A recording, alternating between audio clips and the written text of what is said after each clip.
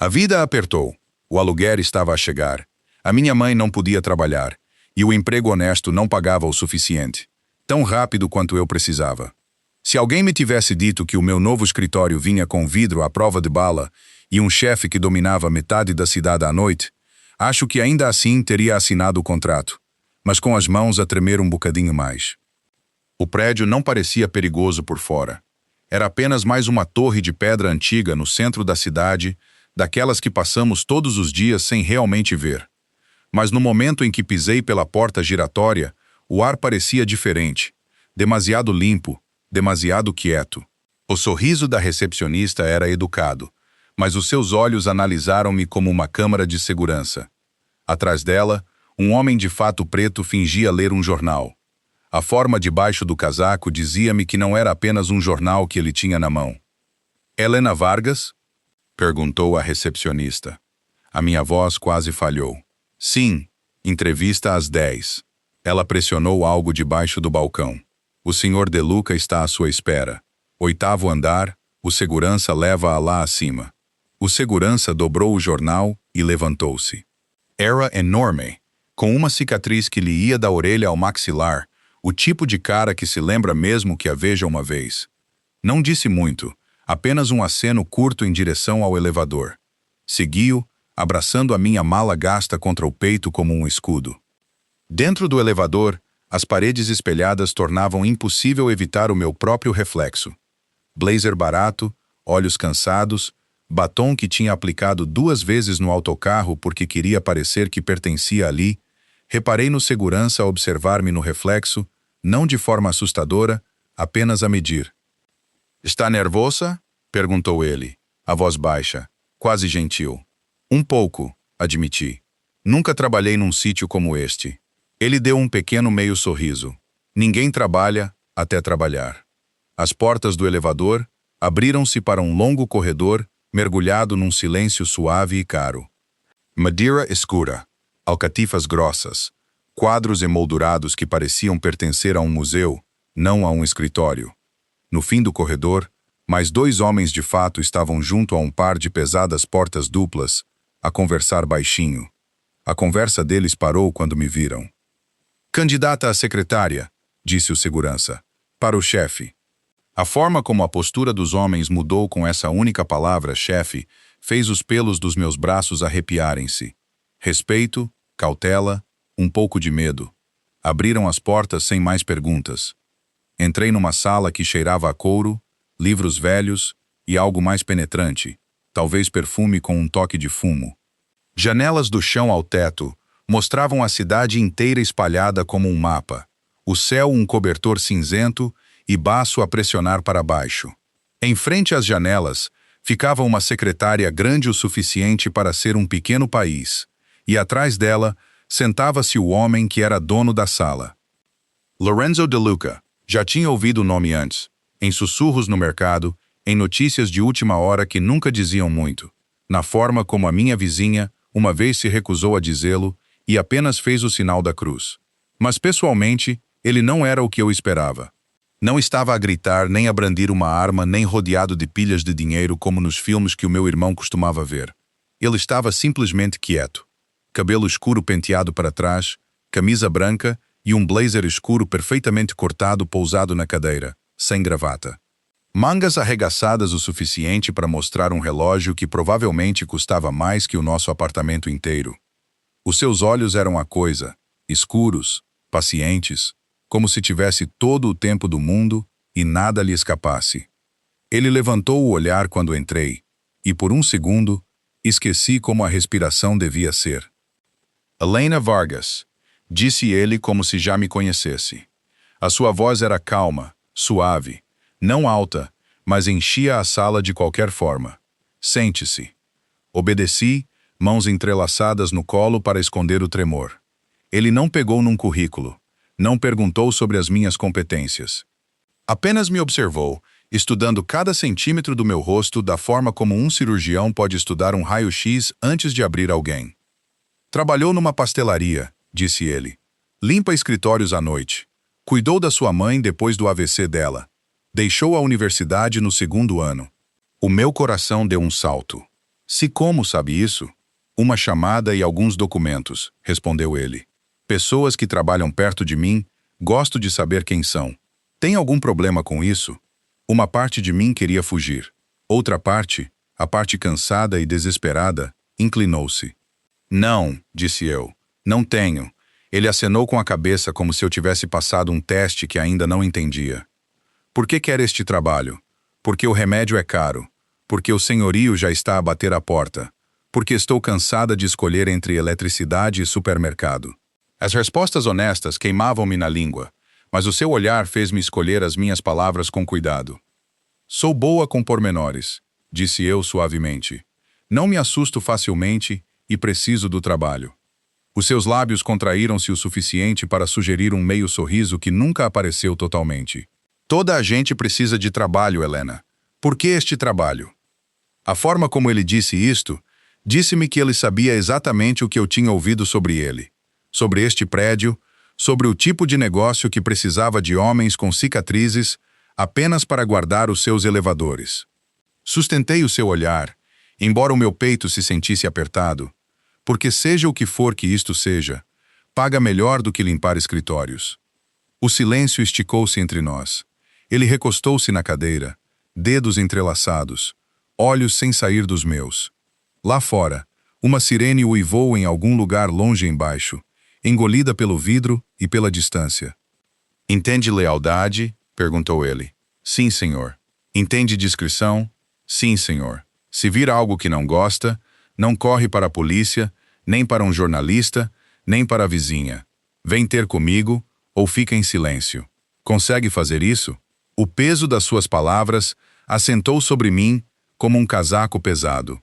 Foi a primeira vez que senti verdadeiramente aquela linha invisível que estava prestes a atravessar. Pensei nas mãos finas da minha mãe a apertarem o braço da poltrona enquanto ela tentava levantar-se, na pilha de contas por pagar na nossa mesa da cozinha. O medo sentou-se ao lado delas, mas não era maior. Consigo, disse eu. Ele observou-me mais um momento longo e quieto, depois acenou como se esperasse a minha resposta desde sempre. Bom, começa amanhã. Assim, sem mais. Sem contrato, sem período de experiência, sem lista de responsabilidades. Eu estava dentro. Enquanto me levantava, ele acrescentou, quase como uma reflexão tardia, Helena. Sim, senhor. Se alguém a incomodar aqui, diga-me. Este prédio é meu. Tudo o que acontece nele é da minha responsabilidade, incluindo a segurança das pessoas que trabalham para mim. Entendido? Bondade escondida atrás de aço. Aquilo apanhou-me de surpresa, aquela última frase. Por um segundo, ele não parecia um homem cujo nome as pessoas sussurravam. Parecia alguém a carregar algo pesado que mais ninguém conseguia ver. Sim, Senhor De Luca, sussurrei. Ele deu um leve aceno, depois pegou no telefone, já a passar para o que quer que viesse a seguir no seu mundo. O segurança apareceu ao meu lado sem um som, guiando-me de volta para o elevador.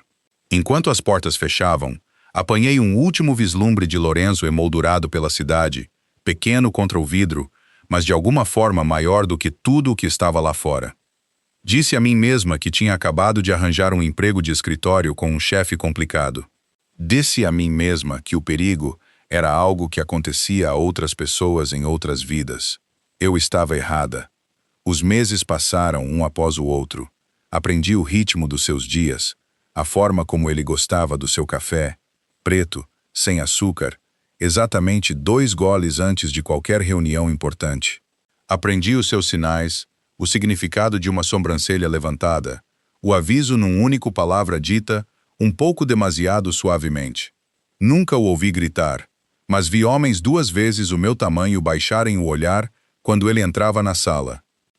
Também aprendi as outras coisas, as verdades mais silenciosas de que ninguém falava, o hospital de caridade financiado anonimamente através de uma das suas empresas, o envelope de dinheiro que apareceu depois de eu ter mencionado o novo tratamento da minha mãe, sem explicação, apenas um post-it na minha secretária com 3 palavras na sua caligrafia, não te atrases no aluguer.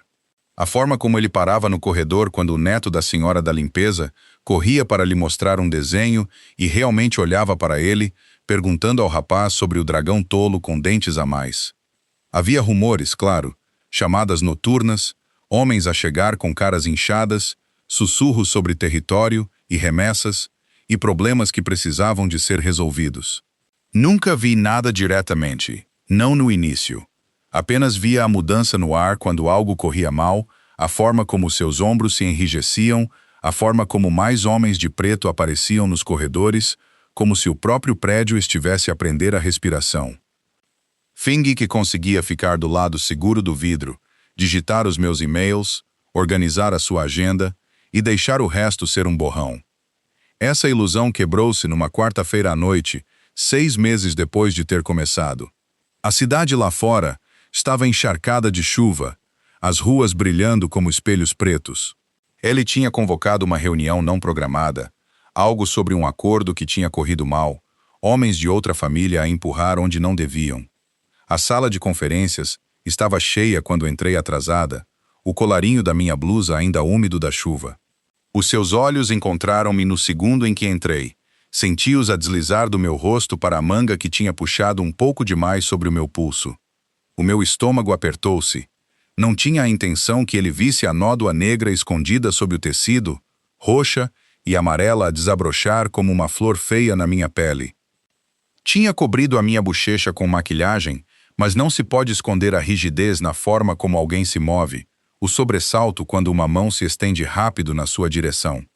"Senta-te", disse ele, mas a sua voz tinha mudado, mais suave, mais cortante.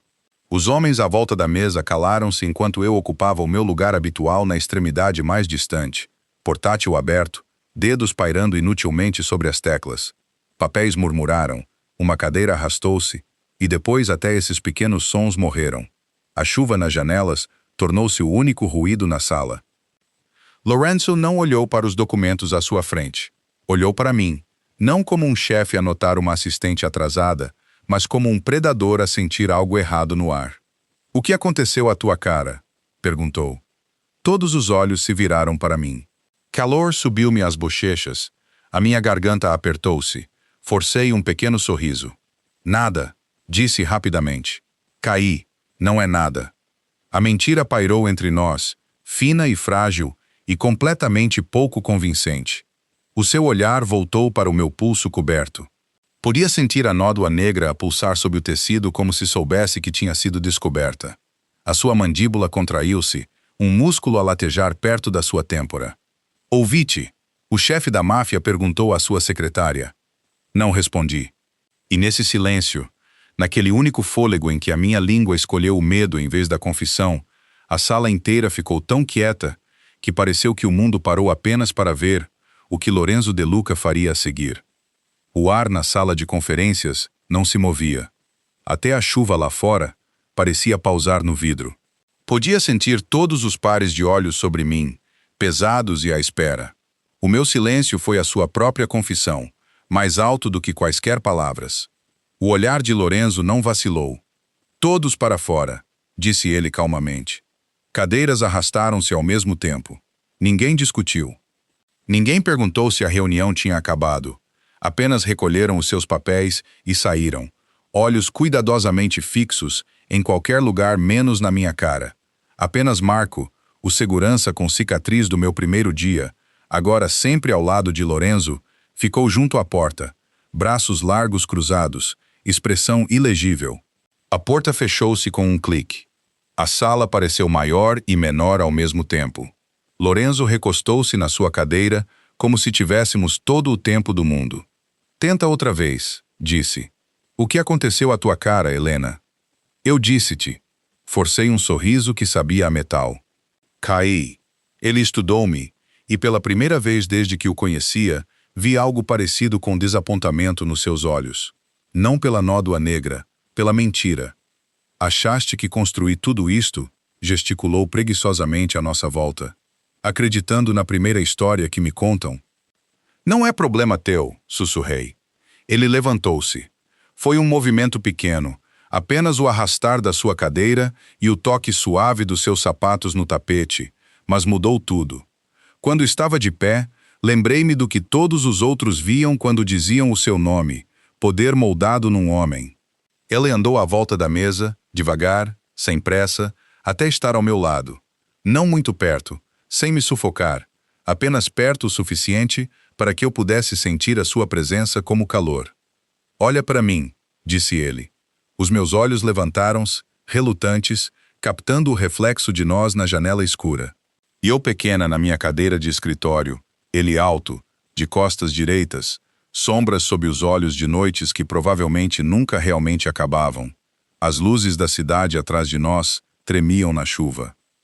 Lealdade, disse ele suavemente, não é apenas sobre o que fazes por mim. É também sobre o que eu faço por ti. Pergunto-te outra vez, quem te magoou? A vergonha subiu-me pela garganta. Detestava que quisesse chorar, aqui de todas as pessoas, em frente a este homem que negociava com criminosos e políticos como se fossem duas versões da mesma coisa. É complicado, disse eu. Tens coisas mais importantes com que te preocupar. Um flash de algo passou pelos seus olhos, raiva, mas não comigo. Não há nada mais importante neste prédio, disse ele, do que o facto de alguém ter marcado o que está sob a minha proteção. A palavra atingiu-me mal, marcado, proteção, como se eu fosse propriedade. Não sou tua, rebati antes de poder parar. Marco mexeu-se junto à porta. Por um segundo, até eu fiquei surpreendida com a minha própria voz. Lorenzo não vacilou. Se algo, um estranho respeito passou pelas suas feições. Não, concordou ele. Não és. Pertences a ti mesma. Mas enquanto andares pelas minhas portas, te sentares naquela secretária, atenderes as minhas chamadas, também estás sob o meu nome. E ninguém toca nas minhas pessoas e sai a sorrir. Diz-me quem fez isto. Os meus olhos ardiam. Olhei para as minhas mãos, para o anel barato que tinha começado a esconder, virando-o para dentro, para que a pedra não aparecesse. Por favor, sussurrei. Não podes consertar tudo, Lourenço. Ele ficou em silêncio por um momento. Quando voltou a falar, a sua voz tinha perdido seu tom agudo. Era mais suave, com um tom que fez o meu peito doer. Quando eu tinha 19 anos, disse ele calmamente, a minha irmã chegou a casa com o lábio partido. Ela disse que tinha batido numa porta. O meu pai acreditou nela. Eu não. Fiquei paralisada. Ele não falava da sua família. Nunca tinha ouvido a palavra irmã antes.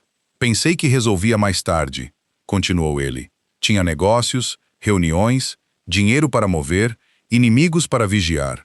2 semanas depois, ela não voltou a casa. A sua mandíbula apertou-se. Os seus olhos tinham ido para longe, a olhar para algo que eu não conseguia ver. Tenho dinheiro agora, poder, homens com armas.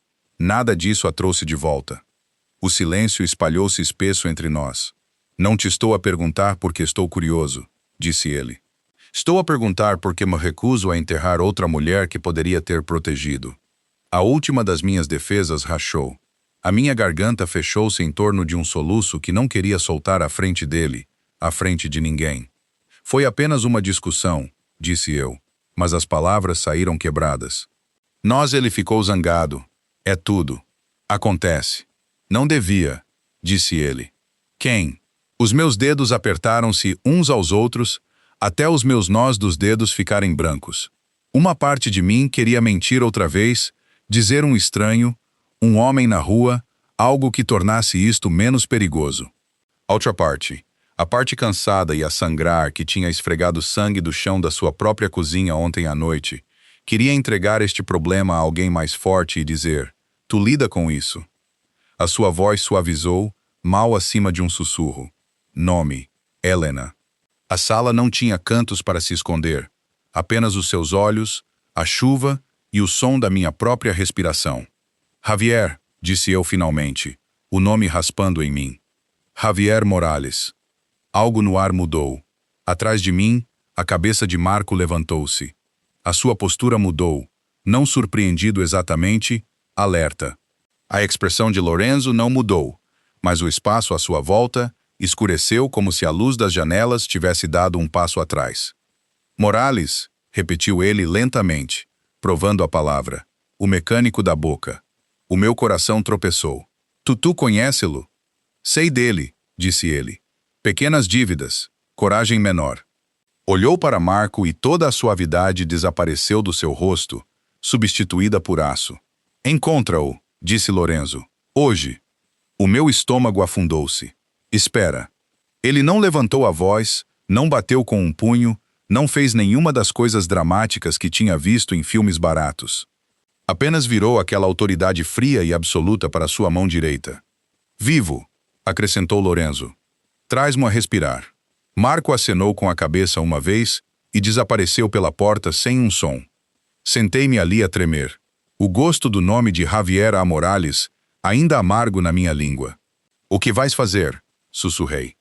Os olhos de Lorenzo encontraram os meus novamente. Não havia consolo neles agora, apenas uma promessa. Vou garantir, disse ele, cada palavra deliberada, que a última pessoa em quem Javier A. Morales alguma vez puser a mão sejas tu. E naquele momento, percebi que não tinha apenas contado a verdade ao meu chefe. Tinha posto um lobo no rasto do homem que uma vez jurou amar-me. As horas seguintes moveram-se estranhamente, como se eu estivesse a andar debaixo de água. A reunião nunca foi retomada. Homens que vieram preparados para discutir remessas e territórios deixaram o prédio em grupos apertados e silenciosos, os seus rostos sérios, os seus telefones já nas mãos. O ritmo habitual do escritório, teclados a clicar, telefones a tocar, o zumbido baixo do caos controlado, parecia fora de sintonia, como se todos sentissem uma tempestade que ainda não conseguiam ver. A minha secretária, tentei trabalhar, tentei digitar os e-mails no meu ecrã para confirmar compromissos, para responder ao fluxo constante de mensagens que apenas eu tinha permissão para ver. Os meus dedos pairavam sobre as teclas, depois ficavam imóveis. Tudo o que conseguia ver era o seu rosto, não o de Lorenzo, Javier. A primeira vez que o conheci, ele tinha mãos gordurosas de óleo e risadas fáceis, debruçado sobre o capô de um carro velho que devia estar numa sucata, mas que ronronava sob o seu toque como um gato mimado. Chamou-me René com uma vénia brincalhona, quando perguntei quanto custaria o concerto. Depois deu-me um desconto que eu definitivamente não podia recusar. Naquela época, os seus olhos estavam cheios de luz, o tipo que fazia acreditar que estavas segura apenas por estares ao lado dele. Como é que aconteceu? Perguntou a minha mãe na noite em que lhe contei sobre ele. Ele traz-me café, disse eu, sorrindo para a almofada como uma adolescente, e ele escuta. Escutar lentamente transformou-se em questionar. Questionar transformou-se em verificar o meu telemóvel quando eu estava no duche.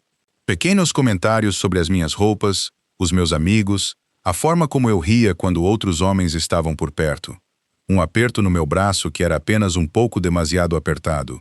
Um pedido de desculpas depois de cada explosão de temperamento que soava tão sincero que eu queria acreditar. Até ontem à noite. Helena, só preciso de uma pequena ajuda, disse ele, o cheiro a uísque barato pesado no seu hálito. É só dinheiro. Tu tens agora. Trabalhas para aquele rico bastardo, não é? Pago as contas, respondi, mantendo a minha voz baixa para que a minha mãe não acordasse no quarto ao lado. Sabes quanto custa o remédio dela? Não há extra. A sua mandíbula contraiu-se. Pensas que sou um mendigo? Penso que estás a afogar-te e queres levar-me contigo, sussurrei. A mão dele moveu-se mais rápido do que o meu medo. O tapa explodiu na minha cara, branco e quente, depois baço e a latejar. O gosto metálico de sangue encheu a minha boca quando os meus dentes cortaram o meu lábio. A minha mãe chamou o meu nome, a voz trêmula. Ele congelou, olhos arregalados com o que tinha feito. Desculpa, disse ele imediatamente, mãos pairando como se quisesse tocar-me, mas não ousasse. Helena, desculpa, juro que... Sai, disse eu fria, pressionando a palma da mão contra a bochecha. Não voltes. Ele saiu. A porta fechou-se. Deslizei pela porta, a tremer, a ouvir a respiração frágil da minha mãe no quarto ao lado e a tentar não gritar. Agora, no escritório brilhante com secretárias polidas e elevadores silenciosos, aquela cena parecia algo de outra vida. Mas a nódoa negra sob a minha maquilhagem pulsava ao ritmo do meu batimento cardíaco, a aterrar-me na verdade. Tinha contado a Lorenzo.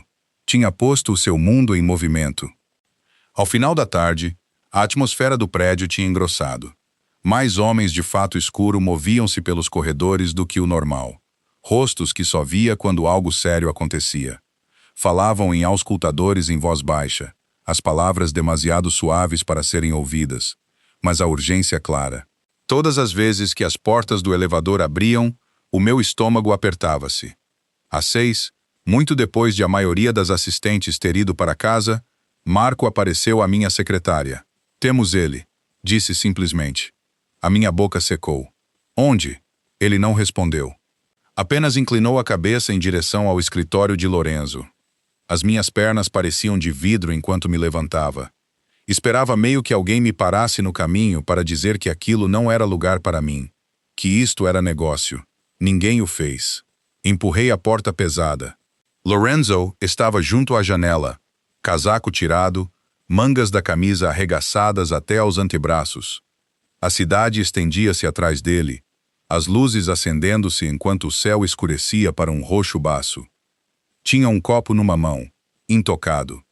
Estás atrasada, disse ele sem se virar. Não me disseram que havia uma reunião, respondi, surpreendida com a firmeza da minha voz. Isto não é uma reunião. Ele finalmente virou-se para mim. Os seus olhos percorreram o meu rosto, a verificar, sempre a verificar. Isto é correção. Não quero que ninguém morra por minha causa, disse eu de rompante.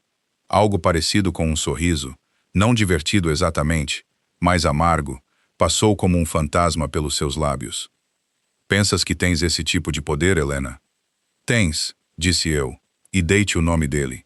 Ellie respirou fundo, lento e controlado, pousando o copo sem beber. No meu mundo, disse ele, os homens morrem por muito menos do que pôr a mão no que não deviam tocar. Morrem por rumores, por desrespeito, por estarem na rua errada, à hora errada. Não te flateres. Se o teu Javier morrer, não será por tua causa. Será por causa das escolhas que ele continuou a fazer muito antes de te conhecer. Engoli em seco. Então, ele vai morrer? Não disse isso. O seu olhar afiou-se. Pensas que gosto de derramar sangue? Penso que és muito bom a fingir que não, disse eu calmamente.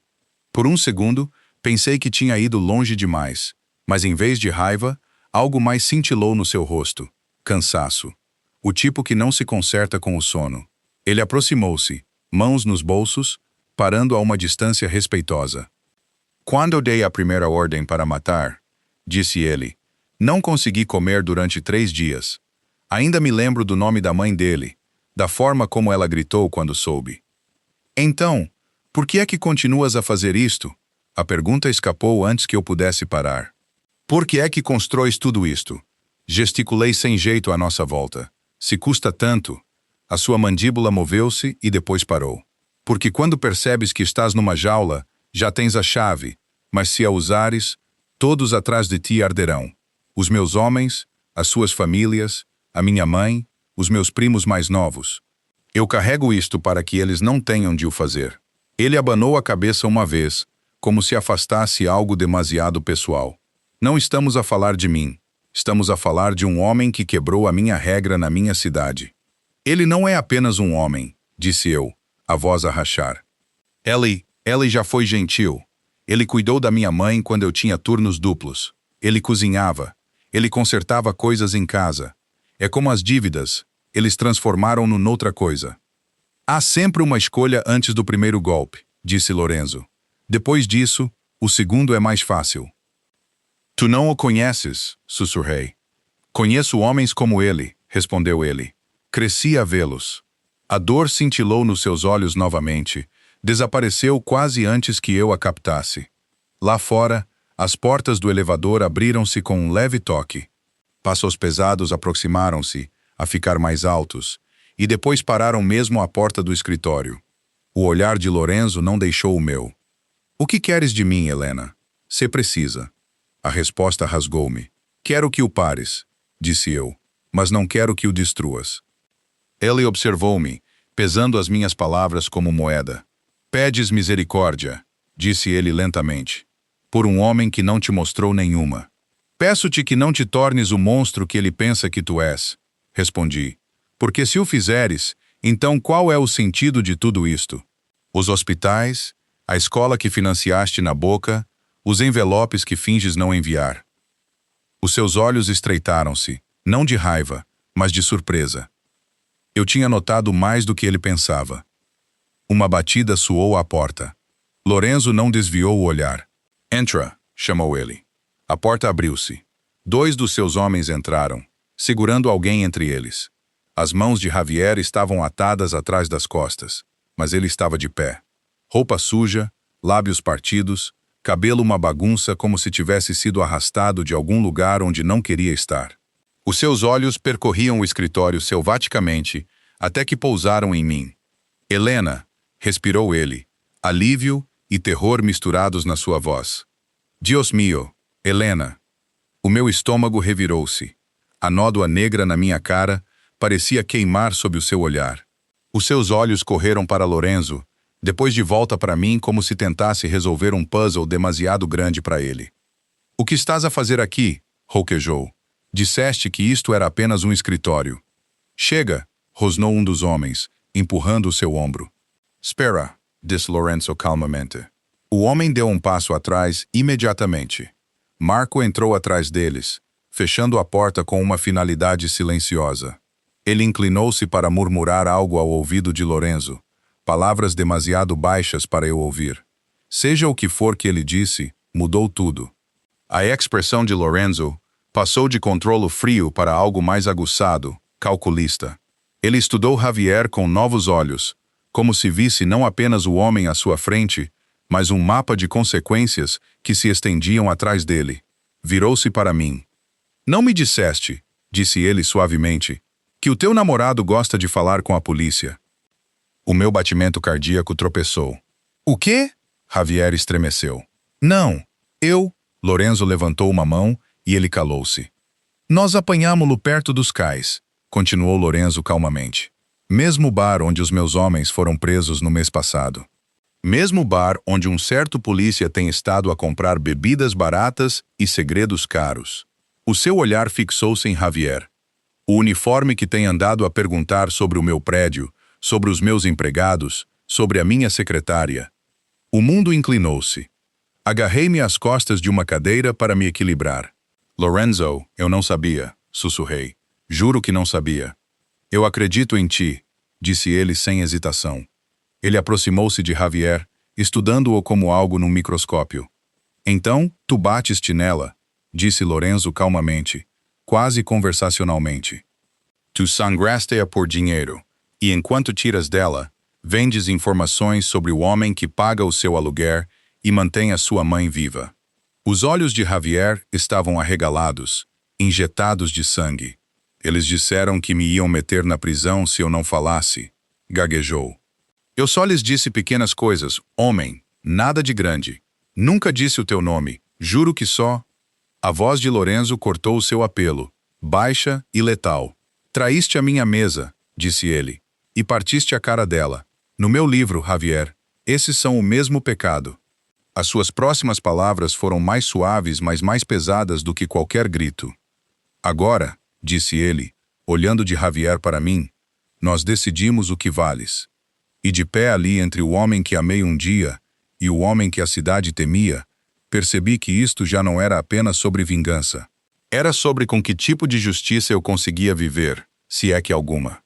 Se esta história ficou contigo, não te vás embora em silêncio. Gosta, subscreve e diz-me nos comentários o que terias feito no lugar deles.